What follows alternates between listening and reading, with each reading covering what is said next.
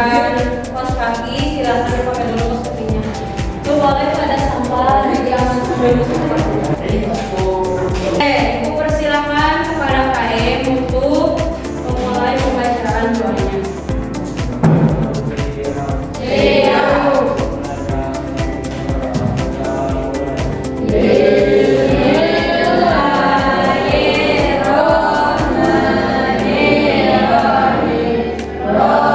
Sebelumnya ada tidak yang sudah masuk di kelas ini? Beres dulu ya semuanya. Abdul Latif, ada Abdul Sofaan. Oke, Abdul. Di kelas ini banyak ya yang sedang latihan perlombaan. Untuk yang mengikuti perlombaan, semoga dalam lombanya dilancarkan. Kemudian apabila ada yang sakit, semoga segera diobati. Oke, untuk pertemuan kali ini sebelumnya Ibu mau mereview dulu yang pertemuan kemarin tentang mengulas karya-karya fiksi. Karya fiksi itu apa? Karya yang apa? Oke, bisa tidak kalian membedakan antara karya fiksi dan non fiksi? Nyata, boleh. Kalau non fiksi tidak nyata. Sebentar, ketuker tidak? Ketuker tidak? Ketuker. Jadi kalau fiksi itu adalah cerita yang tidak nyata. Kalau cerita non fiksi baru nyata. Yang pernah tidak membaca sebuah cerita, ada yang pernah tamat satu buku membaca sebuah cerita novel? Masukkan tangan sama siapa? Belum ada, literasinya harus kita tingkatkan. Kalau seandainya kita ingin mengenal dunia, maka kita harus membaca. Kalau seandainya kita pengen dikenal dunia, maka kita membuat karya. Nah, selain itu, di dalam sebuah karya fiksi itu ada yang dinamakannya dengan kata denotasi dan konotasi. Konotasi itu adalah sebuah kata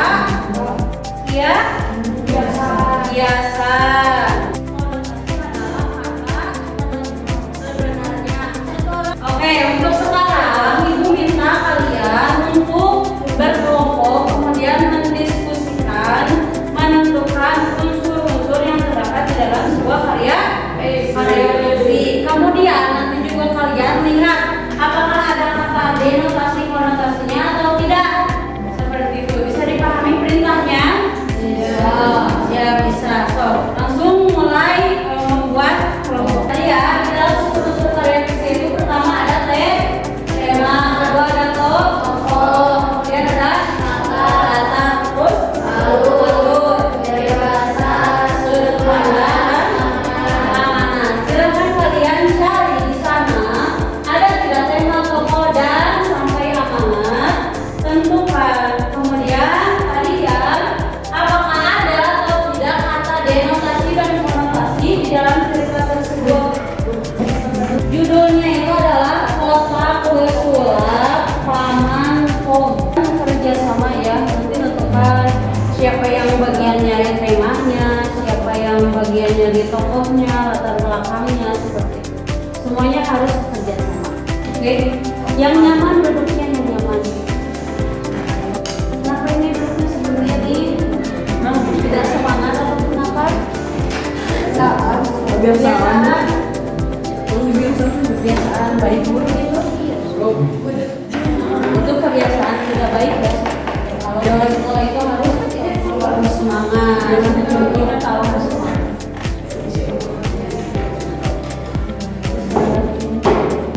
Yang saya temanya tentang apa? Kotak pesulap paman. Ya, itu bisa. Berarti temanya kira-kira itu tentang apa? Ini namanya bakalan kita dapetin setelah kita beres nulisnya. So, misalnya kayak gini, tulis dulu tema di sini, tulis dulu tema. Sebelum deskripsi. Ya, semangat. Dan tema apa di sana? Tokoh lewatin satu baris. Kemudian ada tokoh.